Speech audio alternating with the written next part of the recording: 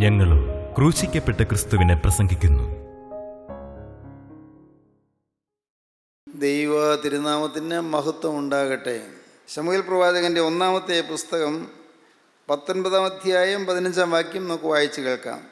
1 ശമൂവേൽ 19:15. എന്നാറേ ശൗൽ, ഞാൻ അവനെ കൊല്ലേണ്ടതിന് കിടക്കയോടെ എൻ്റെ അടുക്കൽ കൊണ്ടുവരുവീനെന്ന് കൽപ്പിച്ചു. ദാവീദിനെ ചെന്ന് നോക്കുവാൻ ദൂതന്മാരെ അയച്ചു. ദൂതന്മാർ ചെന്നപ്പോൾ കട്ടിലിന്മേൽ ഒരു ബിംബം തലയ്ക്ക് കോലാട്ട് രോമം കൊണ്ടുള്ള ഒരു മൂടിയുമായി കിടക്കുന്നത് കണ്ടു. എന്നാറേ ശൗൽ മീഖളിനോട്, നീ ഇങ്ങനെ എന്നെ ചതിക്കുകയും എൻ്റെ ശത്രു ചാടിപ്പോകുവാൻ അവനെ വിട്ടയക്കുകയും ചെയ്തത് എന്ത് എന്ന് ചോദിച്ചതിന്, എന്നെ വിട്ടയയ്ക്ക, അല്ലെങ്കിൽ ഞാൻ നിന്നെ കൊല്ലും എന്ന് അവനെന്നോട് പറഞ്ഞുവെന്ന് മീഖൾ ശൗലിനോട് പറഞ്ഞു. മരണത്തിൻ്റെ കെണിയിൽ വീഴിക്കാൻ നോക്കുകയായിരുന്നു. ശൗൽ രാജാവ് ദാവീദിനെ കെണിയിൽ വീഴ്ച കൊല്ലുവാൻ നോക്കുകയായിരുന്നു. ശൗൽ രാജാവ് ദാവീദിനെ കൊല്ലുവാൻ നോക്കുന്നതിന് ഒരു കാരണമേ ഉള്ളൂ, കേവലം അസൂയ മാത്രം. അസൂയ. ശൗൽ 1000 കൊന്നു, ദാവീദോ 10,000 എന്ന് ജനം ഗാനപ്രതിഗാനമായി പാടി ദാവീദിനെ ജനം പുകഴ്ത്തി. അത് ശൗലിന് സഹിച്ചില്ല, രസിച്ചില്ല. ശൗൽ ദാവീദിനെ കൊല്ലുവാൻ ശ്രമിച്ചു. ഒരു തവണ കുന്തം ആഞ്ഞ് നെഞ്ചിൽ തറയ്ക്കാനായിട്ട് കുത്തി. പക്ഷേ ആ കുന്തം ഒരല്പം ചെറിയ ഒരു നേരിയ വ്യത്യാസത്തിന് കുന്തം മാറിക്കൊണ്ടു, ദേഹത്ത് കൊണ്ടില്ല. ഭാഗ്യം, ദാവീദ് മരണത്തിൽ നിന്ന് രക്ഷപ്പെട്ടു. മരണത്തിൻ്റെ കെണി പിന്തുടരുകയാണ്. ശൗൽ തീരുമാനിച്ചു ദാവീദിനെ കൊന്നേ പറ്റൂ എന്ന്. ദാവീദ് ശൗലിൻ്റെ മകളായി മീഖളിനെ വിവാഹം കഴിച്ചു. അതും ഒരു കെണിയായിരുന്നു, ശൗലിൻ്റെ കെണിയായിരുന്നു. മകൾ വിവാഹം കഴിച്ച് മകളുടെ വീട്ടിൽ ഈ ദാവീദ് താമസിക്കുമ്പോൾ തന്ത്രപൂർവ്വം കൊല്ലാമെന്നുള്ള അമ്മായിയപ്പൻ്റെ ഒരു കൗശലമായിരുന്നു അത്. പക്ഷേ ഭാഗ്യവശാൽ ദാവീദ് അവിടെയെല്ലാം രക്ഷപ്പെട്ട് പോയിക്കൊണ്ടിരുന്നു. പൈശാചികൻ മരണത്തിൻ്റെ കെണി വെച്ചാലും ദൈവം തൻ്റെ മക്കളെ സംരക്ഷിക്കുമെന്നുള്ളതാണ് സത്യം. വേദപുസ്തകം പറയുന്നു, സങ്കീർത്തന പുസ്തകം 68-ാം സങ്കീർത്തനത്തിൽ പറയുന്നു, മരണത്തിൽ നിന്നുള്ള നീക്കുപോക്കുകൾ കർത്താവായ യഹോവയ്ക്കുള്ളവ തന്നെ. മരണത്തിൽ നിന്ന് നീക്കുപോക്ക് തരും ദൈവമാണ്. മരണം ദൈവം ഒഴിവാക്കി തരും. ഈ ഭൂമിയിൽ മനുഷ്യനെ നിയമിച്ചിരിക്കുന്ന ഒന്നാണ് മരണം. ഒരിക്കൽ മരിക്കുകയും പിന്നെ ന്യായവിധിയും മനുഷ്യർക്ക് നിയമിച്ചിരിക്കുകയാണ് മരണം. മനുഷ്യൻ മരിക്കണമെന്നുള്ളത് ദൈവം നിയമിച്ചിരിക്കുന്നൊരു കാര്യമാണ്. മരണശേഷവും ന്യായവിധി ഉണ്ട് എന്നുള്ളതും ദൈവം നിയമിച്ചിരിക്കുന്ന കാര്യമാണ്. ഒരിക്കൽ മരിക്കുകയും പിന്നെ ന്യായവിധിയും മനുഷ്യർക്ക് നിയമിച്ചിരിക്കുന്നു. മനുഷ്യൻ ഈ ഭൂമിയിൽ നിന്ന് കടന്നു പോകണം. പക്ഷേ സമയത്തിന് മുമ്പേ കടന്നു പോകാതിരിക്കാൻ ദൈവം നമ്മെ കാക്കുന്നു. സമയത്തിന് മുമ്പേ പൈശാചികൻ ഒരുക്കുന്ന കെണിയിൽ വീണെന്നും നശിക്കാതിരിക്കാനും തീർന്നു പോകാതിരിക്കാൻ ദൈവം നമ്മെ കാക്കുന്നു. ദുഷ്ടപ്പിശാച് നമ്മെ കെണിയിലാക്കുകയും മരണത്തിൻ്റെ ഭീകര വലയത്തിൽ നമ്മെ പെടുത്തി നമ്മെ ഈ ഭൂമിയിൽ നിന്ന് മാറ്റിക്കൊണ്ടുപോകാൻ ശ്രമിക്കുകയും ചെയ്യുന്നു. എന്നാൽ ദൈവം തക്ക സമയത്ത് ഇടപെട്ട് നമുക്ക് മരണത്തിൽ നിന്ന് നീക്കുപോക്ക് തരുന്നു, പോക്കുവഴി തരുന്നു. ദാവീദ് തൻ്റെ ഭാര്യയായ മീഖളിൻ്റെ ഭവനത്തിൽ രാജകൊട്ടാരത്തിൽ തന്നെയാണ് താമസിക്കുകയായിരുന്നു. അപ്പോഴാണ് അറിവ് കിട്ടി ശൗൽ രാജാവ് ദാവീദിനെ കൊല്ലാൻ പരിപാടി ഇട്ടിരിക്കുന്നതെന്ന്. മീഖൾ പറഞ്ഞു, ഒരു കാര്യം ചെയ്യൂ, ഇത് രാത്രി തന്നെ ഓടി രക്ഷപ്പെട്ടുകൊള്ളൂ. കിളിവാതിൽ കൂടി ദാവീദിനെ ഇറക്കി വിട്ടു. നേരെ ഗേറ്റിൽ കൂടി പോയാൽ രാജാവിൻ്റെ ഭടന്മാർ കൊല്ലും. അതുകൊണ്ട് വളരെ രഹസ്യമായി കിളിവാതിൽ കൂടി ഇറക്കി വിട്ടു. നാം വായിക്കുന്നത് അങ്ങനെയാണ്. നമുക്ക് വായിക്കാം. 19-ാം അധ്യായത്തിൻ്റെ 11-ാം വാക്യം മുതൽ വായിക്കാം. ദാവീദിനെ കാത്തുനിന്ന് രാവിലെ കൊന്നുകളയേണ്ടതിന് ശൗൽ അവൻ്റെ വീട്ടിലേക്ക് ദൂതന്മാരെ അയച്ചു. ദാവീദിൻ്റെ ഭാര്യയായ മീഖൾ അവനോട്, ഈ രാത്രിയിൽ നിൻ്റെ ജീവനെ രക്ഷിച്ചുകൊണ്ടില്ലെങ്കിൽ നാളെ നിന്നെ കൊന്നുപോകുമെന്ന് പറഞ്ഞു. അങ്ങനെ മീഖൾ ദാവീദിനെ കിളിവാതിൽ കൂടി ഇറക്കിവിട്ടു. അവൻ ഓടിപ്പോയി രക്ഷപ്പെട്ടു. ദാവീദ് ഓടിപ്പോയി രക്ഷപ്പെട്ടു. കിളിവാതിൽ കൂടി ഭാര്യ ഇറക്കി വിട്ടതുകൊണ്ട് ദാവീദ് അന്ന് രക്ഷപ്പെട്ടു. പക്ഷേ ഈ മീഖൾ ഒരു കുസൃതി കാണിച്ചു വെച്ചു. അവളുടെ സാമർഥ്യമായിരിക്കാം, അത് അല്പം രസകരമായ കാര്യമാണ്. എന്താണ് അവൾ ചെയ്തത്? മീഖൾ ഒരു ബിംബമെടുത്ത് കട്ടിലിന്മേൽ കിടത്തി. ദാവീദ് കിടക്കുന്ന കട്ടിലിന്മേൽ ഒരു ബിംബം എടുത്ത് കിടത്തി. ഒരു ബിംബം, ഒരു നിർജീവമായ ഒരു ബിംബം, ഏതാണ്ട് ഒരു മനുഷ്യാകൃതിയുള്ള ഒരു ബിംബത്തെ കിടത്തി. അതിൻ്റെ തലയ്ക്ക് കോലാട്ട് രോമം കൊണ്ടുള്ള മൂടിയുമിട്ട്, അതിൻ്റെ തലയ്ക്ക് കോലാട്ട് രോഗം കൊണ്ടുള്ള മൂടിയും ഇട്ടു. ഒരു വസ്ത്രം കൊണ്ട് പുതപ്പിച്ചു. ഈ ബിംബത്തെ ഒരു വസ്ത്രം കൊണ്ട് പുതപ്പ് കൊണ്ട് പുതപ്പിച്ചു. ദാവീദിനെ പിടിപ്പാൻ ശൗൽ ദൂതന്മാരെ അയച്ചപ്പോൾ അവൻ ദീനമായി കിടക്കുന്നുവെന്ന് അവൾ പറഞ്ഞു. ദാവീദിനെ പിടിക്കാനായിട്ട് ശൗൽ ദൂതന്മാരെ അയച്ചപ്പോൾ മീഖൾ പറഞ്ഞു, ഭാര്യ പറഞ്ഞു, ദാവീദിൻ്റെ ഭാര്യ പറഞ്ഞു, അയ്യോ അദ്ദേഹം ദീനമായി കിടക്കുകയാണല്ലോ, ഇപ്പോൾ വരാൻ നിർവാഹമില്ലല്ലോ എന്ന് പറഞ്ഞു. എന്നാറേ ശൗൽ, ഞാൻ അവനെ കൊല്ലേണ്ടതിനെ കിടക്കയോടെ എൻ്റെ അടുക്കൽ കൊണ്ടുവരുവീനെന്ന് കൽപ്പിച്ചു. നല്ലത്. ദീനമായി കിടക്കുകയാണെങ്കിൽ പിന്നെ ഇങ്ങോട്ട് കയറി എതിർക്കില്ലല്ലോ, ഓടി രക്ഷപ്പെടില്ലല്ലോ. കിടക്കയോടെ കൊണ്ടുപോയി, എനിക്ക് കിടക്കയിൽ വെച്ച് തന്നെ അവനെ കൊല്ലണം, എൻ്റെ കൈ കൊണ്ട് തന്നെ അവനെ കൊല്ലണം, അവനെ കിടക്കയോടെ എൻ്റെ അടുക്കൽ കൊണ്ടുവരിക എന്ന് ശൗൽ കൽപ്പിച്ചു. ദാവീദിനെ ചെന്ന് നോക്കുവാൻ ദൂതന്മാരെ അയച്ചു. ദൂതന്മാർ ചെന്നപ്പോൾ കട്ടിലിന്മേൽ ഒരു ബിംബം തലയ്ക്ക് കോലാട്ട് രോമം കൊണ്ടുള്ള ഒരു മൂടിയുമായി കിടക്കുന്നത് കണ്ടു. എന്നാറേ ശൗൽ മീഖളിനോട്, നീ ഇങ്ങനെ എന്നെ ചതിക്കുകയും എൻ്റെ ശത്രു ചാടിപ്പോകുവാൻ അവനെ വിട്ടയക്കുകയും ചെയ്തത് എന്ത് എന്ന് ചോദിച്ചതിന്, ദൈവത്തിന് സ്തോത്രം. രാജാവ് ദേഷ്യം വന്നു മാത്രമല്ല, മീഖളിനോട് കലശലായി ദേഷ്യപ്പെട്ടു. നീ എന്തിനെ എൻ്റെ ശത്രു ഓടിപ്പോകാൻ നീ ഇടവരുത്തി? നീ എന്തിനെ എൻ്റെ ശത്രുവിനെ സഹായിച്ചു? ദാവീദ് ഓടിപ്പോകാൻ നീ സഹായിച്ചതുകൊണ്ടല്ലേ അവൻ ഓടിപ്പോയത്? അവനെ കൊല്ലേണ്ടതല്ലായിരുന്നോ? ഈ രാജാവിൻ്റെ കോപം ജ്വലിച്ചു. പക്ഷേ മകളോടൊന്നും ചെയ്തില്ല. ഇവിടെ നാം കാണുന്നത്, കൊല്ലുവാൻ വട്ടം കൂട്ടി കെണികളൊരുക്കി ദുഷ്ടപിശാച് വലയമായി നിന്ന് ആക്രമിക്കാൻ ഭാവിക്കുമ്പോൾ നിത്യനായ ദൈവം ആവശ്യമുള്ള ബുദ്ധി കൊടുക്കുന്നു, ആവശ്യമുള്ള യുക്തി കൊടുക്കുന്നു, എല്ലാ വഴികളും തുറന്നു കൊടുക്കുന്നു, സൗകര്യമായി ഓടിപ്പോയി രക്ഷപ്പെടുവാനുള്ളതായ വഴികൾ ഒരുക്കുന്നു. മരണത്തിൽ നിന്നുള്ള നീക്കുപോക്കുകൾ കർത്താവായ യഹോവയ്ക്കുള്ളവ തന്നെ. ഒരു ദിവസം നാം മരിക്കണം, പക്ഷേ സമയത്തിന് മുമ്പേ കടന്നു പോകാനിട വരരുത്. ദൈവത്തിൻ്റെ വേല തികയ്ക്കാതെ, വിശുദ്ധിയെ തികയ്ക്കാതെ, കർത്താവായ യേശു ചെയ്ത് നന്മകളോർത്ത് സ്തുതിയെ തികയ്ക്കാതെ ഈ ഭൂമിയിൽ നിന്ന് മാറ്റപ്പെട്ടു പോകാനിട വരരുത്. ഇവിടെ വെച്ച് തികയ്ക്കേണ്ടതായ 3 കാര്യങ്ങളാണവ. 1 വേലയെ തികയ്ക്കണം, 2 വിശുദ്ധിയെ തികയ്ക്കണം, 3 സ്തുതിയെ തികയ്ക്കണം. ഇത് 3 നമ്മുടെ ജീവിതത്തിൽ സംഭവിക്കണം. ആയുസ്സുള്ള കാലത്ത് നടക്കേണ്ട കാര്യങ്ങൾ ഇതാണ്. നമ്മെ ഏൽപ്പിച്ചിരിക്കുന്നൊരു വേലയുണ്ട്, നമ്മിൽ ദൈവം പ്രതീക്ഷിക്കുന്നൊരു വേലയുണ്ട്, നമ്മിൽ ദൈവം ആശ്രയിച്ചിരിക്കുന്നൊരു വേലയുണ്ട്. ദൈവത്തിൻ്റെ വേലയെ തികയ്ക്കണം. 2 വിശുദ്ധിയെ തികയ്ക്കണം, വിശുദ്ധിയെ പൂർത്തീകരിക്കണം. നമ്മുടെ ജീവിതം വിശുദ്ധിയെ പൂർത്തീകരിക്കാതെ കടന്നുപോയാൽ നിത്യ അന്ധകാരത്തിലേക്ക് പോകും. വിശുദ്ധി അനുഭവിക്കാതെ, ക്രിസ്തുവിൻ്റെ വിശുദ്ധി അനുഭവിക്കാതെ ഈ ഭൂമിയിൽ നിന്ന് കടന്നുപോയാൽ നിത്യമായ നാശത്തിലേക്ക് നാം പോകും. വിശുദ്ധിയെ തേക്കണം, വേല തേക്കണം, വിശുദ്ധിയെ തേക്കണം. തന്നെയല്ല, ദൈവം തന്ന നന്മകളോർത്തുള്ള നന്ദി കൊണ്ട് ഹൃദയം നിറഞ്ഞ് നന്ദിയുടെ സ്തുതിയെ തേക്കണം. അതുകൊണ്ടാണ് അപ്പോസ്തലനായ പൗലോസ് ആസിയയിലെ മൂപ്പന്മാരെ വിളിച്ചുകൂട്ടി സംസാരിച്ചപ്പോൾ, യെരുശലേമിലേക്ക് പോകുന്നതിന് മുമ്പ് സംസാരിച്ചപ്പോൾ പറയുന്നത്, അപ്പോസ്തല പ്രവൃത്തി 20-ാം അധ്യായത്തിൽ കാണാം, ഇതാ ഞാൻ ആത്മാവിനാൽ ബന്ധിക്കപ്പെട്ടനായ യെരുശലേമിലേക്ക് പോകുന്നു. ബന്ധനങ്ങളും കഷ്ടങ്ങളും എനിക്കായി കാത്തിരിക്കുന്നതെന്ന് പരിശുദ്ധാത്മാവ് പട്ടണം തോറും സാക്ഷ്യം പറയുന്നതല്ലാതെ അവിടെ എനിക്ക് സംഭവിക്കാനുള്ളത് ഒന്നും ഞാൻ അറിയുന്നില്ല. എങ്കിലും ഞാൻ എൻ്റെ പ്രാണനെ വിലയേറിയായി എണ്ണുന്നില്ല. എൻ്റെ ഓട്ടവും ദൈവകൃപയുടെ സുവിശേഷത്തിന് സാക്ഷ്യം പറയേണ്ടതിന് കർത്താവായ യേശു തന്ന ശുശ്രൂഷയും തേക്കണമെന്നേ എനിക്കുള്ളൂ. എനിക്കതേ ഉള്ളൂ. എൻ്റെ ഓട്ടം തേക്കണം, എൻ്റെ ശുശ്രൂഷ തേക്കണം, എൻ്റെ കർത്താവേ നീ എന്നെ ഏൽപ്പിച്ച വേല തേക്കണം. ഇതാ ഞാൻ ആത്മാവിനാൽ ബന്ധിക്കപ്പെട്ടനായ യെരുശലേമിലേക്ക് പോകുന്നു. ഞാനിപ്പോൾ യെരുശലേമിലേക്ക് പോവുകയാണ്. യെരുശലേം എന്തെല്ലാമാണ് സംഭവിക്കാൻ പോകുന്നത് എനിക്കറിയാൻ പാടില്ല. അനേകം ബന്ധനങ്ങൾ എനിക്ക് വന്നേക്കാം, എന്നെ അവർ ജയിലിലിട്ടേക്കാം, ജയിലിലിട്ട് പീഡിപ്പിച്ചേക്കാം, വളരെയേറെ കഷ്ടങ്ങൾ എനിക്ക് നേരിടേണ്ടി വന്നേക്കാം, ബന്ധനങ്ങളും കഷ്ടങ്ങളും എനിക്കായി കാത്തിരിക്കുന്നതെന്ന് പരിശുദ്ധാത്മാവ് പട്ടണം തോറും സാക്ഷ്യം പറയുന്നല്ലാതെ അവിടെ എനിക്ക് നേരിടുവാനുള്ളത് ഒന്നും ഞാൻ അറിയുന്നില്ല. പരിശുദ്ധാത്മാവ് എനിക്ക് ദർശനങ്ങൾ തരുന്നുണ്ട്, പരിശുദ്ധാത്മാവ് എനിക്ക് വെളിപ്പാടുകൾ തരുന്നുണ്ട്, പരിശുദ്ധാത്മാവ് സാക്ഷ്യങ്ങൾ തരുന്നുണ്ട്, അനേകം ദൈവമക്കൾ കൂടി കാര്യങ്ങൾ വെളിപ്പെടുത്തി തരുന്നുണ്ട്.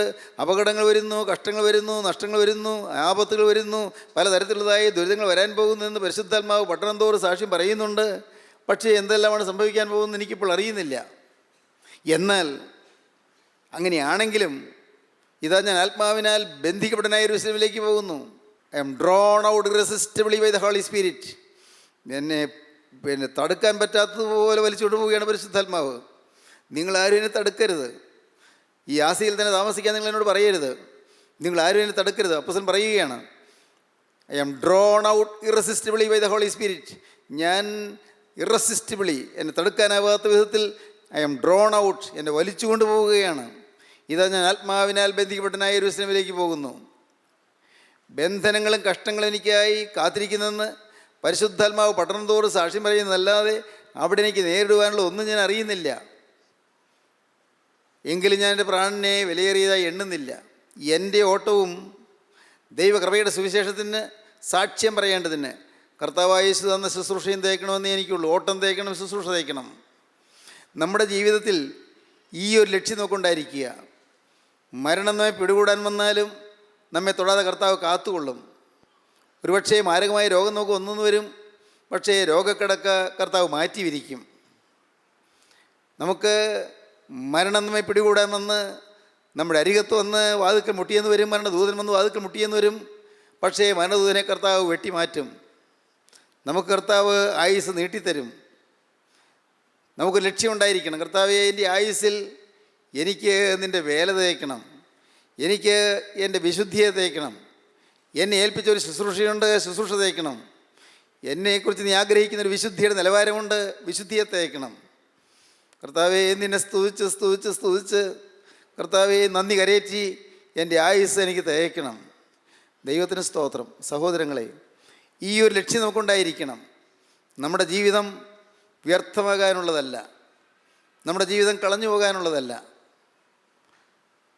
ഒരിക്കൽ പ്രസിദ്ധ സാഹിത്യകാരനായ ഡോക്ടർ സുകുമാർ അഴീക്കോട് ഇങ്ങനെ പറഞ്ഞു, ജനനമെന്ന 3 അക്ഷരം കൊണ്ട് ആരംഭിക്കുകയും മരണമെന്ന 3 അക്ഷരത്തിൽ അവസാനിക്കുകയും ചെയ്യുന്ന ഒന്നല്ല ജീവിതമെന്ന 3 അക്ഷരം.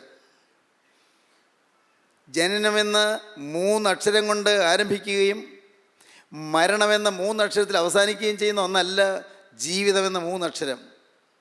ഈ ജീവിതം കളഞ്ഞു പോകാനുള്ളതല്ല. ഈ ജീവിതം വെറുതെ നമുക്ക് പാഴാക്കി കളയാനുള്ളതല്ല. ജീവിതം മൂല്യവത്താണ്, ജീവിതം വിലയേറിയതാണ്. നമ്മുടെ ഓരോരുത്തരെയും ജീവിതം, ഒരുപക്ഷെ നമുക്ക് വിദ്യാഭ്യാസമില്ലായിരിക്കാം, നമുക്ക് ആരോഗ്യമില്ലായിരിക്കാം, നമുക്ക് സമ്പത്തില്ലായിരിക്കാം, നമുക്ക് വലിയ ബന്ധുമിത്രാദികളില്ലായിരിക്കാം, നമുക്ക് വലിയ പാരമ്പര്യം അറിയാനില്ലായിരിക്കാം, നമുക്ക് വലിയ ആഭിജാത്യത്തിൻ്റെ യാതൊരു വിധത്തിലുള്ളതായ മേന്മകളും അവകാശപ്പെടാനില്ലായിരിക്കാം.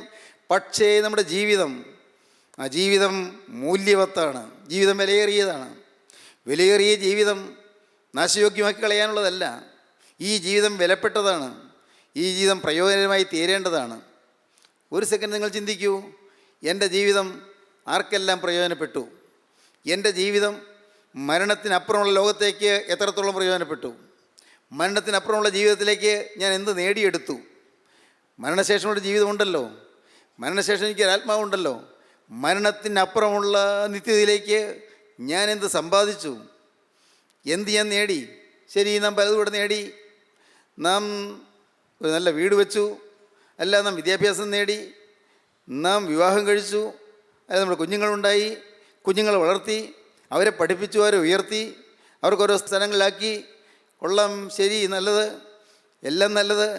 പക്ഷേ ഇതെല്ലാം ശവക്കുഴിയിൽ തീരും. ഇതൊന്നും പ്രത്യേകിച്ച് പുതിയതായിട്ട് പറഞ്ഞു തരേണ്ട ആവശ്യമുള്ള കാര്യങ്ങളല്ലല്ലോ, അല്ലേ? നമുക്കറിയാമല്ലോ, എല്ലാം ശവക്കുഴിയിൽ തീരും. എന്നാൽ ശവക്കുഴിക്ക് അപ്പുറത്തേക്ക് നിലനിൽക്കുന്ന എന്തുണ്ട്? മരണത്തിൻ്റെ കട്ടനപ്പുറത്തേക്ക്, മരണത്തിൻ്റെ തിരശ്ശീലയ്ക്ക് അപ്പുറത്തേക്ക് നിലനിൽക്കുന്നതായിട്ട് എന്തുണ്ട്? മരണത്തിനപ്പുറത്തേക്കുള്ള നിത്യതയിലേക്ക് നാം എന്ത് മുതൽക്കൂട്ട് നേടി, എന്ത് സമ്പാദിച്ചു? അവിടെയാണ് നമ്മുടെ കൈ ശൂന്യമാണെന്ന് മനസ്സിലാക്കുന്നത്. ഇല്ല, ഒന്നും നേടിയില്ല, ഒന്നും നേടിയില്ല. കഷ്ടം. പ്രിയപ്പെട്ടവരെ, ഒരു സെക്കൻഡ് നിങ്ങൾ ചിന്തിക്കൂ. ജീവനുള്ള ദൈവത്തിന് വേണ്ടി ദൈവത്തിൻ്റെ മഹത്വത്തിന് വേണ്ടി, ദൈവരാജ്യത്തിൻ്റെ പ്രചരണത്തിന് വേണ്ടി, ആത്മാക്കളുടെ പ്രയോജനത്തിന് വേണ്ടി, സഹജീവികളുടെ നന്മയ്ക്ക് വേണ്ടി നാം എന്ത് ചെയ്തു? നമ്മുടെ ജീവിതം കൊണ്ട് ആർക്ക് പ്രയോജനമുണ്ടായി? എത്ര പേർക്ക് നാം ജീവൻ്റെ വഴി കാണിച്ചു കൊടുത്തു? എത്ര പേർക്ക് നാം സ്വർഗത്തിലേക്കുള്ള വാതിൽ കാണിച്ചു കൊടുത്തു? എത്ര പേർക്ക് നാം യേശുവിനെ പരിചയപ്പെടുത്തി കൊടുത്തു? എത്ര പേർക്ക് യേശുവിൻ്റെ സ്നേഹം നാം കാണിച്ചു കൊടുത്തു? നമ്മുടെ ഈ ജീവിതത്തിൽ കൂടി യേശുവിൻ്റെ വിശുദ്ധി എന്ത് എന്ന് എത്ര പേർക്ക് നാം മനസ്സിലാക്കി കൊടുത്തു? ഇല്ല, പരാജയമാണ്. പരാജയമാണ് നമുക്കാകത്തുക. ഇതുവരെയുള്ള ജീവിതത്തിൽ നേടിയത് പരാജയമാണ്. എന്നാൽ സ്നേഹിതരെ, ജീവനുള്ള ക്രിസ്തുവിൻ്റെ സ്വർഗീയ സ്നേഹം, ക്രൂശിലെ സ്നേഹം ഇപ്പോൾ നമ്മുടെ ഹൃദയത്തെ ഉണർത്തിക്കൊണ്ട് പറയുന്നു, മോനെ, നിൻ്റെ ജീവിതത്തിൽ ഇനിയും നിനക്ക് നിത്യതയ്ക്ക് വേണ്ടി നേടാം. നിനക്കിനിയും അവസരമുണ്ട്. ഈ കിട്ടിയ അവസരം നഷ്ടപ്പെടുത്തരുത്. ഞാൻ പറയാറുണ്ടല്ലോ, നിങ്ങൾക്ക് ഓർമ്മയുണ്ടല്ലോ, yesterday is a history, tomorrow is a mystery and today is a gift. ഒരു ഗിഫ്റ്റ് കിട്ടിയിരിക്കുകയാണ് ഇന്ന്. യെസ്റ്റർഡേ ഈസ് എ ഹിസ്റ്ററി, അത് ചരിത്രമായി പോയി. ഇന്നലകളെല്ലാം ചരിത്രമായി മാറിപ്പോയി, ഇനി വരില്ല, എല്ലാം തീർന്നു. Yesterday is a history, tomorrow is a mystery. ആർക്കറിയാം നാളെ എന്ത് എന്ന്? ഇറ്റ്സ് എ മിസ്റ്ററി, ഒരു രഹസ്യമാണ്, നിഗൂഢതയാണ്. Yesterday is a history and tomorrow is a mystery and today is a gift. ഇന്ന് എന്നൊരു ഗിഫ്റ്റ് നമുക്ക് കയ്യിൽ കിട്ടിയിട്ടുണ്ട്. ഇന്ന് എന്ന ഒരു നിധി, ഒരു ഗിഫ്റ്റ്, ഒരു സമ്മാനം കയ്യിൽ കിട്ടിയിട്ടുണ്ട്. ഇന്ന് നാം ജീവിതം കർത്താവിന് കൊടുക്കുക. ഇന്ന് ജീവിതം കർത്താവിൻ്റെ കരങ്ങളിലേക്ക് കൊടുക്കുക. മരണത്തിൽ നിന്നുള്ള നീക്കുപോക്കുകൾ കർത്താവായ യഹോവയ്ക്കുള്ളത് തന്നെ. നീക്കുപോക്ക് തരാൻ ദൈവത്തിന് മനസ്സുണ്ട്. നിങ്ങൾ ഇന്ന് നിങ്ങളുടെ ജീവിതം കർത്താവിന് കൊടുക്കണം. ഈ വാക്കുകൾ നിങ്ങൾ കേട്ടുകൊണ്ടിരിക്കുമ്പോൾ നിങ്ങൾ കർത്താവിനോട് പറയണം, കർത്താവേ, ഇത്രയും കാലം കൊണ്ട് ഞാൻ നിത്യതയ്ക്ക് വേണ്ടി ഒന്നും നേടിയില്ലല്ലോ. എൻ്റെ ദൈവമേ, ഞാൻ പലതും നേടിയെന്നൊക്കെ ധരിച്ചു. നമസ്കാരങ്ങൾ ചൊല്ലി, പ്രാർത്ഥനകൾ ഉരുവിട്ടു, കുരിശ് വരച്ചു, പള്ളിയിൽ പോയി, ഞാൻ ചില ചടങ്ങുകൾ ആചരിച്ചു, ചില അനുഷ്ഠാനങ്ങൾ ഞാൻ അവലംബിച്ചു. എൻ്റെ കർത്താവേ, ഞാൻ ഒരുവിധം മാനമര്യാദയായി ജീവിക്കാൻ ശ്രമിച്ചു. കർത്താവേ, ഞാൻ തികഞ്ഞവനൊന്നും ആയില്ല. എങ്കിലും കർത്താവേ, ഞാൻ അങ്ങനെ അത്ര വരുത്ത് വലിയ മഹാഭാവിയൊന്നും ആയിരുന്നില്ല. കർത്താവേ, ഞാനും സ്വർഗ്ഗത്തിൽ എത്തുമല്ലോ എന്ന് വ്യർത്ഥമായ ബോധ്യത്തിൽ നിങ്ങളുടെ കാലം കഴിച്ചു പോകരുത്. വെറും മൂഢമായ ബോധ്യമായിരിക്കും അത്. ദൈവത്തിന് സ്തോത്രം. വാസ്തവമായും പഴയ മനുഷ്യൻ മരിച്ച് പുതിയ മനുഷ്യൻ ഉയർത്തെഴുന്നേറ്റ് എന്ന് പറയുന്ന ഒരു പുതിയ സൃഷ്ടിയായി തീരാതെ ദൈവരാജ്യത്തിൽ എത്തുകയില്ല. പുതുതായി ജനിച്ചില്ല എങ്കിൽ ദൈവരാജ്യം കാണുവാൻ ആർക്കും കഴിയുകയില്ല. ദൈവത്തിന് സ്തോത്രം. ഇവിടെ ശൗൽ ദാവീദിനെ കൊല്ലാൻ നോക്കി, അത് നടന്നില്ല. പിന്നെ എന്തുണ്ടായെന്നറിയാമോ? തുടർന്ന് വായിക്കുമ്പോൾ നമുക്ക് കാണാം, പിന്നെ സംഭവിച്ച കാര്യങ്ങൾ കുറച്ച് ചിന്തനീയമായ കാര്യങ്ങളാണ്. ദാവീദ് ശൗലിനെ കയ്യിൽ ഒതുങ്ങിക്കിട്ടി. ശൗൽ ദാവീദിനെ വേട്ടയാടി നടക്കുകയാണ്. ശൗൽ ദാവീദിനെ കൊല്ലാൻ നടക്കുകയാണ്. അപ്പോഴുണ്ട് ഒരു ദിവസം ദാവീദിൻ്റെ ആളുകൾ ശൗലിനെ കണ്ടെത്തി. ദാവീദിൻ്റെ ആളുകൾ നോക്കിയപ്പോഴുണ്ട് ശൗല് ഒരു ഗുഹയ്ക്കകത്ത് കിടന്ന് ഉറങ്ങുന്നു. നല്ല അവസരം. ശൗലിൻ്റെ പടയാളികളെല്ലാം കിടന്ന് ഉറങ്ങുന്നു. ശൗല് ഒരു ഗുഹയ്ക്കകത്ത് കിടന്ന് ഉറങ്ങുന്നു. ദാവീദിനെ തേടി പുറപ്പെട്ടതാണ്. കാട്ടിലൂടെ ദാവീദിനെ തേടി പുറപ്പെടുകയാണ്. ദാവീദിനെ വേട്ടയാടി ചെല്ലുകയാണ് കൊല്ലാൻ വേണ്ടി തന്നെ. പടയാളികളുടെ സന്നാഹത്തോടെയാണ് പോകുന്നത്. പക്ഷേ ഈ ശൗല് ഗുഹയ്ക്കകത്ത് കിടന്ന് ഉറങ്ങിയപ്പോൾ ദാവീദിൻ്റെ ആളുകൾ ദാവീദിൻ്റെ അടുക്കൽ വന്ന് പറഞ്ഞു, കേട്ടോ, നിൻ്റെ ശത്രുവിനെ ഇന്ന് കർത്താവ് നിൻ്റെ കയ്യിൽ തന്നിരിക്കുകയാണ്. ഇപ്പോൾ അവൻ ഉറങ്ങിക്കിടക്കുക, കൊന്നുകള. നല്ല അവസരം, പറ്റിയ അവസരം. ഇനി നിന്നെ കൊല്ലുമെന്ന് അവനെക്കുറിച്ച് പേടിക്കേണ്ട ആവശ്യമില്ല. പറ്റിയ അവസരം കിട്ടി. ഈ നല്ല സമയം ഉപയോഗിച്ച് ശൗലിനെ കൊന്നുകളയാം പറയുകയാണ്. ദൈവത്തിന് സ്തോത്രം. നമുക്ക് വായിക്കാം 24-ാം അധ്യായം, 24-ാം അധ്യായം 24-ാം അധ്യായത്തിൻ്റെ 3-ാം വാക്യത്തിൽ വായിക്കാം. അവൻ വഴിയരികെയുള്ള ആട്ടിൻ തൊഴുത്തെങ്കിലെത്തി. അവിടെ ഒരു ഗുഹയുണ്ടായിരുന്നു. ശൗൽ കാൽ മടക്കത്തിന് അതിൽ കടന്നു. എന്നാൽ ദാവീദും അവൻ്റെ ആളുകളും ഗുഹയുടെ ഉള്ളിൽ പാർത്തിരുന്നു. ദാവീദിൻ്റെ ആളുകൾ അവനോട്, ഞാൻ നിൻ്റെ ശത്രുവിനെ നിൻ്റെ കയ്യിൽ ഏൽപ്പിക്കും. നിനക്ക് ബോധിച്ചതുപോലെ അവനോട് ചെയ്യാമെന്ന് യഹോവ നിന്നോട് അരുളിച്ചെയ്ത ദിവസം ഇതാ എന്ന് പറഞ്ഞു. ശൗലിൻ്റെ ഉറക്കം കണ്ടിട്ട് ദാവീദിൻ്റെ ആളുകൾ പറഞ്ഞു, കണ്ടോ, ദൈവം ശത്രുവിനെ നിനക്ക് കൊണ്ടുവന്ന് തന്നിരിക്കുകയാണ്, കൊല്ലാൻ വേണ്ടി കൊണ്ടുവന്ന് തന്നിരിക്കുകയാണ്. നമ്മളീ കിടക്കുന്ന ഗുഹയ്ക്കകത്ത് തന്നെ ശൗൽ വന്ന് കിടക്കുന്നു. നമ്മളിത്തിരി ഉള്ളിലേക്ക് മാറിയാണ് കിടക്കുന്നത്. ശൗൽ വാതുക്കൽ വന്ന് കിടക്കുന്നു. പറ്റിയ അവസരം. അവൻ കിടന്നുറങ്ങുന്നു. ഇപ്പോൾ ചെന്നങ്ങ് വെട്ടിക്കളഞ്ഞാൽ മതി, വളരെ എളുപ്പം. ദൈവം തന്നതാണ്, ദൈവം തന്ന അനുഗ്രഹമാണ്. ശത്രുവിനെ കൊല്ലാൻ ദൈവം തന്ന എനിക്ക് അവസരമാണ്. നോക്കണേ, ആലോചന പോയത് ദൈവം തന്ന അവസരമാണെന്നാണ് അവർ പറയുന്നത്. അപ്പോൾ ദാവീദ് എന്ത് പറഞ്ഞു? അപ്പോൾ ദാവീദ് എഴുന്നേറ്റ് ശൗലിൻ്റെ മേലങ്കിയുടെ അറ്റം പതുക്കെ മുറിച്ചെടുത്തു. ഒന്നില്ല, ദാവീദിൻ്റെ കയ്യിൽ വാളുണ്ടല്ലോ, വാളുകൊണ്ട് ശൗലിൻ്റെ ആ മേലങ്കിയുടെ അറ്റം കുറച്ച് മുറിച്ചെടുത്തു. ഒരു തെളിവിന്, കയ്യിൽ കിട്ടിയിട്ടും ഞാൻ കൊന്നില്ല എന്നുള്ള തെളിവിന് മേലങ്കിയുടെ അറ്റം മുറിച്ചെടുത്തു. എന്താ അടുത്ത വാക്യം? ശൗലിൻ്റെ വസ്ത്രാഗ്രം മുറിച്ചു കളഞ്ഞതുകൊണ്ട് പിന്നത്തേതിൽ ദാവീദിൻ്റെ മനസ്സാക്ഷി കുത്തിത്തുടങ്ങി. ദാവീദിന് വലിയ പ്രയാസം. അയ്യോ, ഞാൻ അഭിഷിക്തൻ്റെ വസ്ത്രത്തെ ഞാൻ മുറിച്ചെടുത്തല്ലോ, വേണ്ടായിരുന്നല്ലോ. യഹോവയുടെ അഭിഷേകമൊക്കെ നഷ്ടപ്പെട്ടു, പക്ഷേ എന്നാലും ദൈവത്തിൻ്റെ അഭിഷേകം ഒരിക്കൽ കിട്ടിയവനല്ലേ, അവൻ്റെ വസ്ത്രത്തിൻ്റെ അഗ്രം ഞാൻ മുറിച്ചെടുത്തു കളഞ്ഞല്ലോ, തെറ്റായിപ്പോയല്ലോ, കർത്താവേ എന്നോട് ക്ഷമിക്കണമേ. ദാവീദിരുന്ന് കരയാൻ തുടങ്ങി. ദാവീദിരുന്ന് പ്രാർത്ഥിക്കുകയാണ്. ദാവീദിൻ്റെ കൂടെയുള്ളവരൊക്കെ അമ്പരപ്പ്. കയ്യിൽ കിട്ടിയ നല്ല അവസരം നഷ്ടപ്പെടുത്തിയില്ലേ? ശത്രുവിന് കയ്യിൽ കിട്ടിയ അവസരം കൊന്നുകളയാമായിരുന്നല്ലോ, തകർത്ത് കളയാമായിരുന്നല്ലോ, ഇനി ഇവനെ കൊണ്ടുള്ള ശല്യം ഉണ്ടാവില്ലായിരുന്നല്ലോ, ദൈവം കൊണ്ടുവന്ന് തന്നതല്ലേ. എന്നാൽ ദാവീദിന് കുറ്റബോധം. ദാവീദ് ഏങ്ങലടിച്ച് കരയാൻ തുടങ്ങി. ശൗലിൻ്റെ വസ്ത്രാഗ്രം മുറിച്ച് കളഞ്ഞതുകൊണ്ട് പിന്നത്തേതിൽ ദാവീദിൻ്റെ മനസ്സാക്ഷി കുത്തി തുടങ്ങി. അടുത്ത വാക്യം: അവൻ തൻ്റെ ആളുകളോട്, യഹോവയുടെ അഭിഷിക്തനായ എൻ്റെ യജമാനന്റെ നേരെ കൈയെടുക്കുന്നതായ ഈ കാര്യം ചെയ്യുവാൻ യഹോവ എനിക്ക് ഇടവരുത്തരുതേ, അവൻ യഹോവയുടെ അഭിഷിക്തനല്ലോ എന്ന് പറഞ്ഞു. ഇങ്ങനെ ദാവീദ് തൻ്റെ ആളുകളെ ശാസിച്ച് അമർത്തി ശൗലിനെ ദ്രോഹിപ്പാൻ അവരെ അനുവദിച്ചതുമില്ല. ആരും തൊട്ടുപോകരുത്, ശൗലിനെ ആരും തൊടരുത്. ശത്രുവാണെന്ന് പറഞ്ഞ് നിങ്ങളാരും അവനെ തൊടരുത്, ആരും തൊടരുത്, ഉപദ്രവിക്കരുത് എന്ന് പറഞ്ഞു. ദാവീദിൻ്റെ ആളുകൾ ദാവീദ് അമർച്ച ചെയ്തു. അത് കഴിഞ്ഞ് അപ്പുറം ദാവീദ് ആ മലയുടെ മറ്റേ വശത്ത് നിന്നിട്ട് ഉറക്കെ വിളിച്ച് പറയുകയാണ്. ദാവീദ് ശൗലിനോട് പറഞ്ഞതെന്തെന്നാൽ, ദാവീദ് നിനക്ക് ദോഷം വിചാരിക്കുന്നുവെന്ന് പറയുന്നവരുടെ വാക്ക് നീ കേൾക്കുന്നതെന്ത്? യഹോവ ഇന്ന് ഗുഹയിൽ വെച്ച് നിന്നെ എൻ്റെ കയ്യിൽ ഏൽപ്പിച്ചിരുന്നുവെന്ന് നിൻ്റെ കണ്ണാലെ കാണുന്നുവല്ലോ. നിന്നെ കൊല്ലുവാൻ ചിലർ പറഞ്ഞെങ്കിലും ഞാൻ ചെയ്തില്ല. എൻ്റെ യജമാനൻ്റെ നേരെ ഞാൻ കൈയെടുക്കയില്ല, അവൻ യഹോവയുടെ അഭിഷിക്തനല്ലോ എന്ന് ഞാൻ പറഞ്ഞു. എൻ്റെ പിതാവേ കാണുക, എൻ്റെ കയ്യിൽ നിൻ്റെ മേലങ്കിയുടെ അറ്റമിതാ കാണുക. നിൻ്റെ മേലങ്കിയുടെ അറ്റം ഞാൻ മുറിക്കുകയും നിന്നെ കൊല്ലാതിരിക്കുകയും ചെയ്തതിനാൽ എൻ്റെ കയ്യിൽ ദോഷവും ദ്രോഹവും ഇല്ല, ഞാൻ നിന്നോട് പാപം ചെയ്തിട്ടുമില്ല എന്ന് കണ്ടറിഞ്ഞുകൊള്ളുക. നീയോ എനിക്ക് പ്രാണഹാനി വരുത്തുവാൻ തേടി നടക്കുന്നു. യഹോവ എനിക്കും നിനക്കും മധ്യേ ന്യായം വിധിക്കട്ടെ. സ്തോത്രം. ഇതാണ് ക്രൂശിലെ സ്നേഹം. ദാവീദ് കാണിച്ചതാണ് ക്രൂശിലെ സ്നേഹം.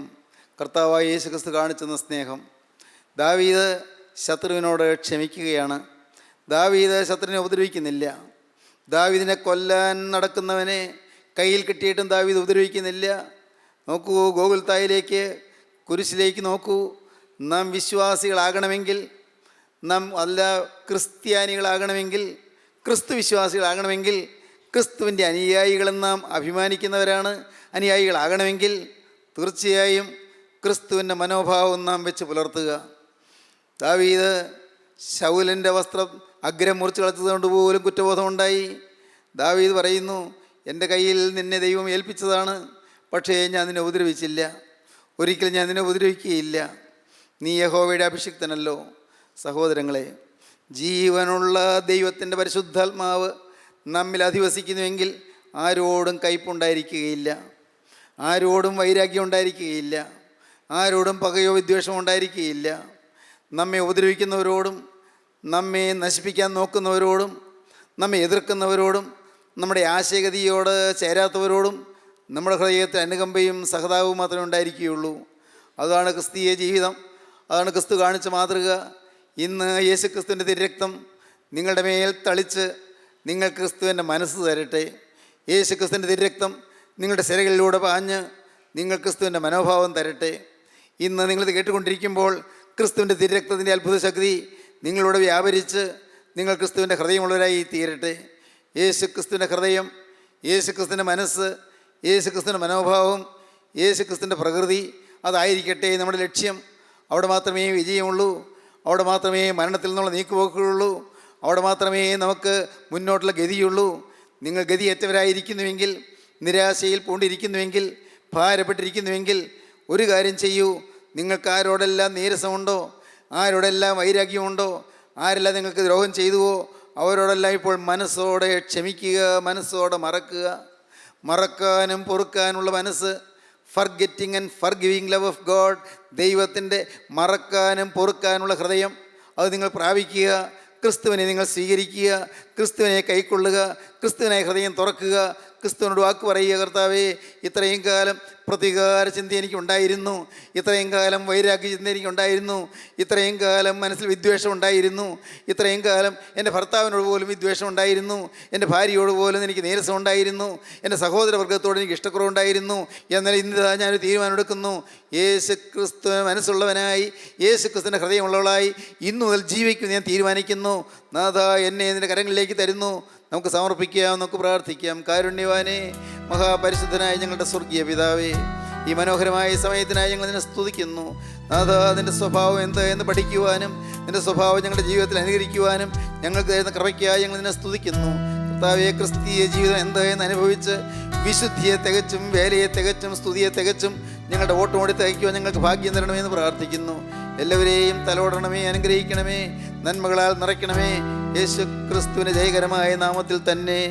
ആമീൻ.